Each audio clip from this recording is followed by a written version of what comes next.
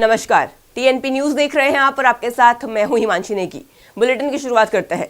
प्रधानमंत्री नरेंद्र मोदी ने केरल के तिरुवनंतपुरम में मौजूद इसरो के सबसे बड़े विक्रम साराभाई स्पेस सेंटर का दौरा किया। पीएम मोदी के साथ केरल के मुख्यमंत्री पिनाराई विजयन, राज्य मंत्री मुरलीधर और इसरो चीफ एस सोमनाथ भी मौजूद रहे। इस दौरान पीएम मोदी ने गगनयान मानव अंतरिक्ष उड़ान कार्यक्रम के उपकरणों को देखा। पीएम मोदी देश के पहले ऐसे प्रधानमंत्री हैं जिन्होंने इस महत्वपूर्ण केंद्र का दौरा किया है। इस मौके पर उन्होंने गगनयान मिशन से जुड़े अंतरिक्ष यात्रियों से भी मुलाकात की। बता दें, मोदी अपने 2 दिवसीय दौरे पर केरल, तमिलनाडु और महाराष्ट्र दौरे पर चल रहे हैं। विक्रम साराभाई स्पेस सेंटर में हम सभी एक और ऐतिहासिक सफर के साक्षी बन रहे हैं। अब से कुछ देर पहले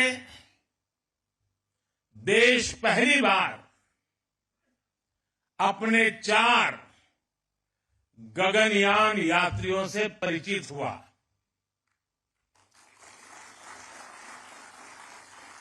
ये सिर्फ 4 नाम और 4 इंसान नहीं है, ये 140 करोड़ एस्पिरेशंस को स्पेस में ले जाने वाली 4 शक्तियां हैं।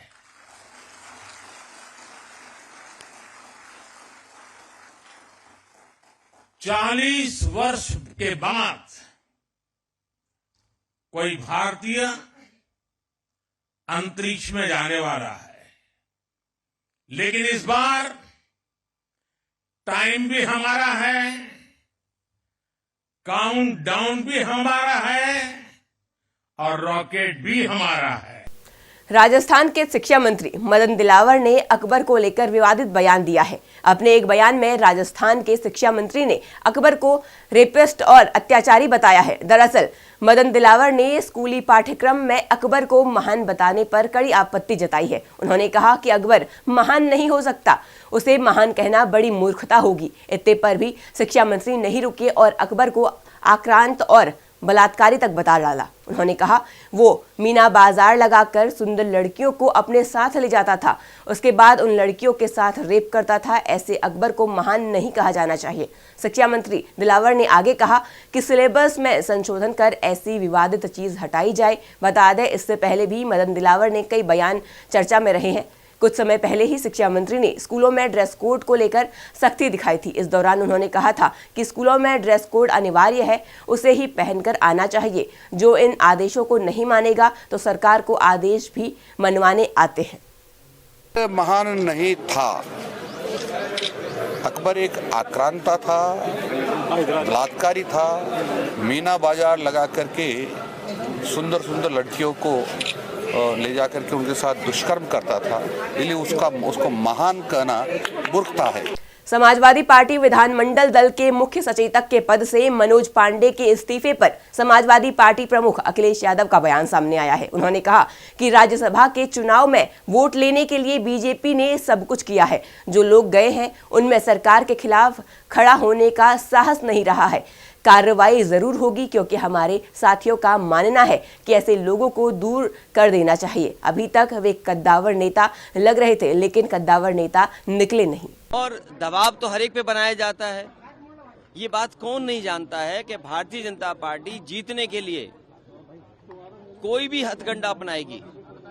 जिस भारतीय जनता पार्टी ने चंडीगढ़ में बेईमानी की हो, बैलेट से जब वोट पड़ा, जीतने के लिए उन बैलेटों को किस तरीके से बिगाड़ा गया, किस तरीके से वोट खराब किया गया, और अधिकारी के माध्यम से उस समय अगर सीसीटीवी ना होता और बैलेट से वोट ना पड़ा होता तो शायद भारतीय जनता पार्टी को इस तरह से बदनाम होते हुए नहीं कोई देख पाता।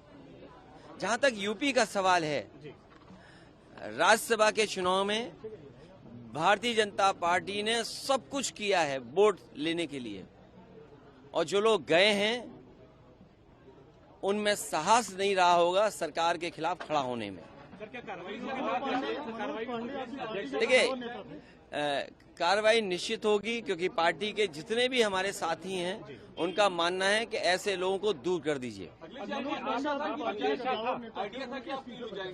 अभी तक तो कद्दावर नेता लग रहे थे, लेकिन कद्दावर नेता निकले नहीं, ये बात समझ में। हम आगे बढ़ते हैं। कांग्रेस के पूर्व राष्ट्रीय अध्यक्ष राहुल गांधी के वाराणसी में भारत जोड़ो न्याय यात्रा के दौरान दिए गए नशेड़ी युवा के बयान पर बीजेपी ने पलटवार करना शुरू कर दिया है। राहुल गांधी के बयान पर बीजेपी राष्ट्रीय उपाध्यक्ष और राज्यसभा सांसद डॉक्टर लक्ष्मीकांत वाजपेयी ने पलटवार करते हुए कहा कि जिस नौजवान को राहुल गांधी नशेबाज बोल रहे हैं, वो ही नौजवान इस 2024 के चुनाव में दिखाई देगा कि वो क्या है। उन्होंने तंज कसते हुए कहा कि चाहे सोनिया गांधी, चाहे प्रियंका गांधी और चाहे राहुल गांधी आकर कांग्रेस पार्टी की तरफ से चुनाव लड़ लें, लेकिन एक भी सीट नहीं जीत पाएंगे। डॉक्टर लक्ष्मीकांत वाजपेयी ने आगे कहा कि कांग्रेस ने अपनी हार का कारण खुद बनाया है। युवा नशे में है वहाँ पे जब मैं गया होता। आदरणीय राहुल गांधी जी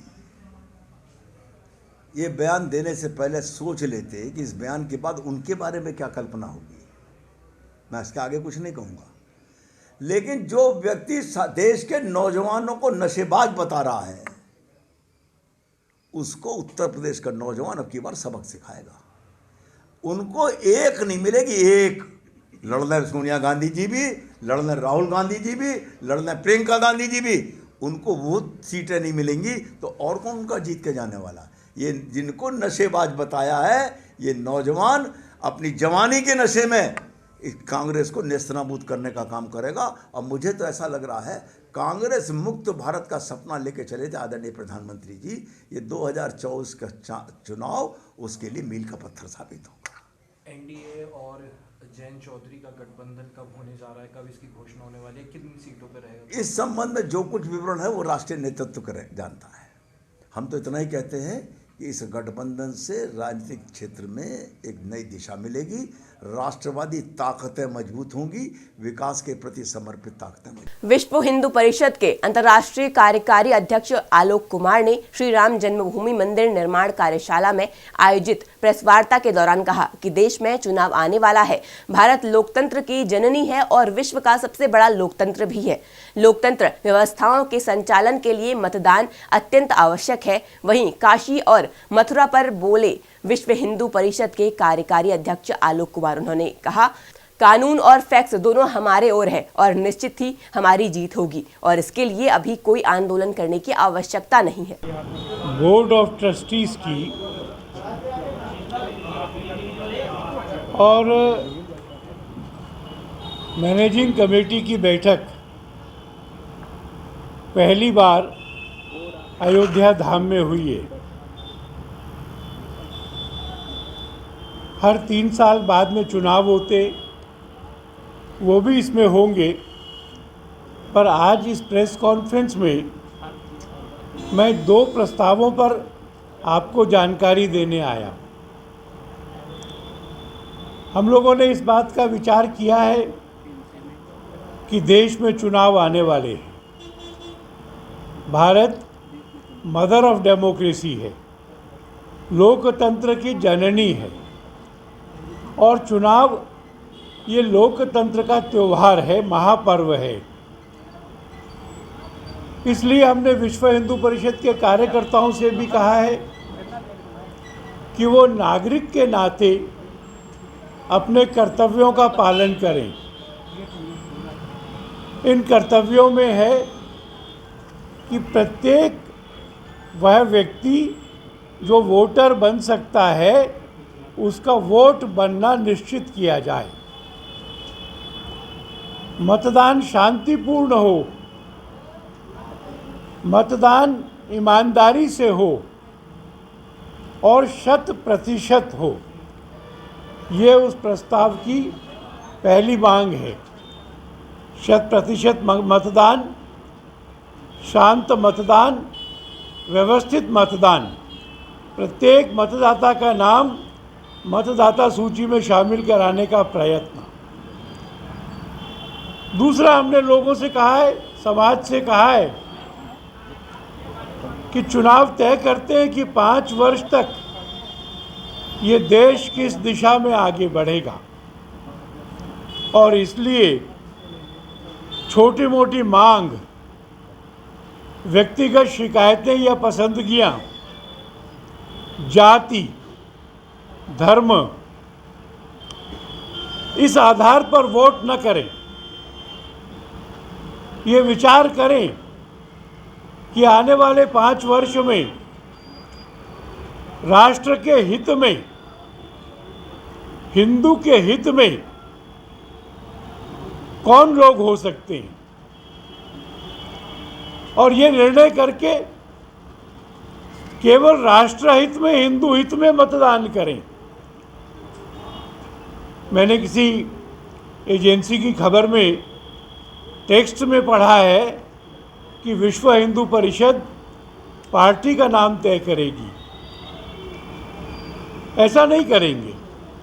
हमारी अपील इतनी भर है कि प्रत्येक मतदाता अपना वोट दबाने से पहले देश का, राष्ट्र का, समाज का विचार करे और उस विचार में जिसको वोट देना उसको ठीक लगे वो उसको वोट दे। दूसरे प्रस्ताव में, उस प्रस्ताव का शीर्षक है श्री राम मंदिर का निर्माण अब राम राज्य की ओर। हमको इस बात का बहुत संतोष है कि राम मंदिर का निर्माण ये निर्विघ्न पूरा हुआ है। हम लोगों ने ये कल्पना की थी कि विश्व में 5 लाख मंदिरों में ये कार्यक्रम दिखाया जाएगा। अभी जो सब जगह से रिपोर्ट्स आ रही हैं, 55 देश, 7 लाख से ज़्यादा मंदिर और उन मंदिरों में 9 करोड़ का समाज, इतने लोगों ने इस कार्यक्रम को मंदिर में सामूहिक देखा है। देश में कोई ऐसा बाजार नहीं था जो सजा नहीं था। खबर यूपी के मथुरा जिले की है, जहां श्रद्धालुओं पर हमला और उसके साथ दुर्व्यवहार करने वालों के खिलाफ पुलिस ने कड़ा एक्शन लिया है। पुलिस ने मामले में आरोपी दरोगा राजकुमार और traffic head constable Dharmendra Singh को निलंबित कर दिया है। दरअसल रविवार शाम राजेश कुमार पांडे अपने परिवार के सदस्यों के साथ पश्चिम बंगाल के उत्तर 24 परगना जिले से दर्शन के लिए गोवर्धन पहुंचे थे और इस दौरान अपनी कार को प्रतिबंधित क्षेत्र में ले जाना चाहते थे, जबकि चौकी पर तैनात पुलिस कर्मियों ने एनजीटी के निर्देशों का हवाला देते हुए उन्हें ऐसा करने से रोक दिया, जिसके बाद दोनों पक्षों के बीच जमकर हाथापाई शुरू हो गई, जिसका वीडियो भी सोशल मीडिया पर वायरल हो गया। परिजनों की शिकायत पर पुलिस हरकत में आई और आरोपी दरोगा और ट्रैफिक हेड कांस्टेबल को निलंबित कर दिया। प्राची पांडे, हम लोग कोलकाता से आए यहाँ पे दर्शन करने के लिए। हम लोग गाड़ी से जा रहे थे, वो ड्राइवर वाले भैया गाड़ी थोड़ा सा आगे ले गए, उनको नहीं पता था। फिर उसके बाद वो गाली देने लगे, पुलिस वाले जो वर्दी में थे। पापा मेरे निकले, बाबा बोले साहब माफ कर दो, लड़का से गलती हो गया, हम लोग भी माफ करें। बोल रहे गाली दे रहे, गंदा गंदा गाली। मेरठ के लोहिया नगर थाना क्षेत्र के एल ब्लॉक पुलिस चौकी के पास 2 दोस्तों ने एक दूसरे के ऊपर एसिड अटैक कर दिया है। एक दोस्त ने तेजाब पिला दिया तो दूसरे के चेहरे पर फेंक दिया, जिसके बाद दोनों युवक घायल हो गए, जिनको पुलिस ने अस्पताल में भर्ती कराया। बताया कि इत्तेफाक नगर का रहने वाले शाहरुख ने उसके ऊपर तेजाब फेंक दिया और 15,000 छीनने की कोशिश की और ले गया।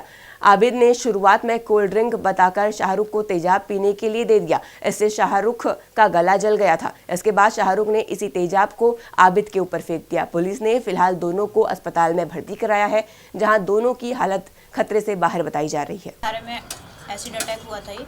मैं एक स्कूल में, मैं थोड़ा अपने बारे में बताना चाहूँगी। मैं मेरठ की रहने वाली हूँ। तो 2018 में मुझ पर अटैक हुआ था। मैं एक स्कूल में टीचिंग कर रही थी। उस स्कूल के जो ओनर थे उनका बिहेव मेरे प्रति गलत था। वो मुझसे कुछ गलत आशा रखते थे, जो चीज़ें मुझे मंजूर नहीं थी। उन्होंने मेरे सामने कुछ ऑफ़र भी दिया, मुझे प्रपोज किया, वो मैंने डिनाई कर दिया। कहीं ना कहीं उस व्यक्ति की ईगो हर्ट हुई, उसे वो चीज़ें अच्छी नहीं लगी और उसी की रंजिश में उसने मुझ पर ये एसिड अटैक करवाया था। 6 अपराधी थे इसमें। उन्होंने कुछ लड़के हायर किए थे और आज की डेट में वो सब जेल में है, उनको उम्र कैद हो चुकी है सभी। ठीक है, फिर उसके बाद में जो है, उसके बाद सर लॉकडाउन चला और मेरा ट्रीटमेंट लंबा चला काफ़ी। ट्रीटमेंट ये हमारा बहुत महंगा ट्रीटमेंट होता है प्लास्टिक सर्जरी का। इसमें मेरी 25 सर्जरी हुई हैं, जिसमें कुछ सर्जरी हमने अपने आप से कराई, फिर आर्थिक स्थिति जो है हालात ख़राब हो गए, फिर कुछ संस्थाएं सामने आई, उन्होंने मेरी मदद की। मेरी 25 सर्जरी अभी तक हो चुकी हैं। और जब हमारा इलाज चला था उसी दौरान मेरा बाकी सर्वाइवरों से भी मिलना हुआ, वो भी सब मेरठ के ही रहने वाले थे। और जब हमने देखा कि कहीं ना कहीं संस्थाएं हमारी ट्रीटमेंट में तो हेल्प करती हैं, लेकिन जो इशू रह जाता है वो हमारी पढ़ाई का या हमारे रोज़गार का था, तो हमने मेरठ के जो सर्वाइवर थे आपस में बैठ के एक मीटिंग की, और क्यों ना अपने मेरठ में कोई ऐसा काम करे जिसमें हमारा अपने जैसा ही स्टाफ हो। क्योंकि होता ये है कि हमें जॉब नहीं मिलती है चेहरे ख़राब की वजह से। हमें टैलेंट भी ऐसा नहीं है कि हमें कुछ सर्वाइवर पढ़े लिखे भी हैं, लेकिन हमारे फेस को देख के हमें जॉब नहीं देता कोई भी। और यही रीज़न था, हमने आपस में सोच के विचार करके कि अपना जैसे एक कैफ़े रन करते हैं, कहीं से यदि हमें जगह प्रोवाइड हो जाएगी जिसका किराया हमारे सामर्थ्य अनुसार हो और हम उसको रन कर सके, तो हमारे जैसा ही स्टाफ हमें वर्क करेगा। अभी इसमें हम 4 फीमेल मेंबर हैं और एक मेल है। हम सब एसिड विक्टिम ही हैं। खबरों में आगे बढ़ते हैं। यूपी में आज हादसों का मंगलवार रहा। सुबह 4 अलग अलग जगहों पर भीषण सड़क हादसे हुए हैं। सबसे पहले बात करते हैं बलिया की, जहां पर मांगलिक कार्यक्रम से लौट रहे तेज रफ्तार पिकअप और 2 कमांडेंट जीप में जोरदार टक्कर हो गई, जिसमें 6 लोगों की मौत हो गई, 10 लोग घायल हो गए। घायलों का जिला अस्पताल में इलाज जारी है। वहीं दूसरी तस्वीर आपके टीवी स्क्रीन पर शाहजहांपुर की है। शाहजहांपुर के थाना कांठ क्षेत्र के जरावन गांव में सुबह दर्दनाक हादसा हो गया, जहां हाई स्कूल के पेपर देने जा रहे छात्र छात्राओं से भरी कार का टायर फट गया। टायर फटने से कार अनियंत्रित होकर पेड़ से टकरा गए, जिसमें कार में सवार 4 छात्र छात्राओं की मौके पर ही दर्दनाक मौत हो गई, जबकि कार में सवार 7 लोग घायल हो गए। मौके पर पहुंची पुलिस ने सभी घायलों को मेडिकल कॉलेज में भर्ती कराया, जहां उनकी हालत गंभीर बनी हुई है। तीसरी तस्वीर आपको स्क्रीन पर मेरठ की है। मेरठ के थाना इंचौली क्षेत्र में बॉयलर फटने से 2 लोगों की मौत हो गई और 3 लोग घायल हो गए। घायलों को नजदीकी अस्पताल में भर्ती कराया गया है। मौके पर राहत और बचाव कार्य जारी है। वहीं चौथी तस्वीर कानपुर चौबेपुर के पिपरी गांव के पास हाईवे की है, जहां पर शिक्षिकाओं से भरी वैन रोड रोलर से जा घुसी। हादसे में आधा दर्जन शिक्षिकाएं घायल हो गई, जिसमें से 2 की हालत गंभीर बनी हुई है। ये जनपद बलिया में थाना बैरिया के अंतर्गत बैरिया और हल्दी का बॉर्डर पड़ता है। वहाँ पर रात में 3 साढ़े 3 बजे के लगभग एक एक्सीडेंट हो गया। इसमें कुछ लोग दोपटी थाने से एक तिलक का कार्यक्रम अटेंड करके आ रहे थे। 2 मार्शल जीपों में थे, उनके बीच में और एक पिकअप के बीच में एक्सीडेंट हो गया। तो इस एक्सीडेंट में 6 लोगों की मृत्यु हुई है, जिसमें से 2 बच्चे भी हैं और काफ़ी लोग घायल हुए हैं, जिनको यहाँ जिला अस्पताल से और BHU के लिए रेफ़र किया गया है। और जो घायल यहाँ पर हैं जिला अस्पताल में हैं या फिर सोनबरसा चिकित्सालय में हैं, उनकी हम लोग पूरी मदद कर रहे हैं और उनके अच्छे से अच्छे इलाज की व्यवस्था हम लोग कर रहे हैं। यहाँ काफ़ी दिन से ये टायर जलाने की फैक्ट्री लगी हुई है, जिसमें अनियमितता से उसमें से तेल निकालकर पता नहीं कहाँ भेजा जाता है। यहाँ जो क्षेत्र की जनता है इस फैक्ट्री से बड़ी दुरुस्त है। 2 नंबर से ये फैक्ट्री चल रही है अधिकारियों की साठगांठ से। काफ़ी बार शिकायत की गई, धरने प्रदर्शन किए गए, लेकिन आज तक इस पर ना सील लगाई गई ना ये बंद करी गई। पूरे क्षेत्र को पता है इस फैक्ट्री के बारे में, सांस भी लेना यहाँ भारी हो जाता है। और आज उसी की लापरवाही से जो स्टीम यहाँ बॉयलर में बनती है, जिनसे टायरों से तेल निकाला जाता है, उसके फटने से 2 मजदूर तो मौके पे मौत हो गई है और 4 मजदूर जिंदगी और मौत के बीच में जूझ रहे हैं। तो हमारा मानना तो यह है, फिलहाल तो इस फैक्ट्री को सील किया जाए और जो मृतक हैं, जो घायल हैं, उन्हें ज़्यादा से ज़्यादा मुआवजा दिलाया जाए और उनकी नौकरियों का प्रबंध किया। ठीक है, लगातार हम लोग कार्रवाई कर रहे हैं और अभी वहाँ भी हुआ था। आज जरवन में जो हुआ है वो ड्रिंक किए हुए था ड्राइवर, वो डिटेन किया गया है और पूरी सतर्कता कर रहे हैं। डेली हम लोग चालान और लोडिंग में कार्रवाई कर रहे हैं। उसकी संख्या हम बता भी सकते हैं, कुछ पब्लिक को भी अवेयरनेस की ज़रूरत है इसमें। और जो घटना हुई बहुत दुखद है। हमने अभी घायलों को देखा, प्रॉपर उनका इलाज चल रहा है, कहीं कोई दिक्कत नहीं है। 4 कैजुअल्टी हुई है और भी जो अनमन होगा, जो बनता होगा, उसको भी हम लोग कराएंगे। जनपद शाहजहांपुर के थाना कांठ क्षेत्र के अंतर्गत ग्राम जरावन में आज सुबह एक ईको गाड़ी जिसमें कि 10 छात्र छात्राएँ सवार थी, जो परीक्षा देने के लिए जैतीपुर जा रहे थे, उस गाड़ी का अचानक अगले पहिए का टायर बस्ट हो जाने से गाड़ी अनियंत्रित होकर खाई पलट गई, जिसमें कि 4 छात्राओं की 2 छात्र 2 छात्रा की मृत्यु हो गई है। 6 लोग इंजर्ड हैं, जिनका कि जिला अस्पताल शाहजहाँपुर में इलाज चल रहा है। अग्रिम विधिक कार्रवाई की जा रही है। फिलहाल मेरे साथ इस बुलेटिन में इतना ही। तमाम खबरों के लिए बने रहें TNP न्यूज़ के साथ। नमस्कार।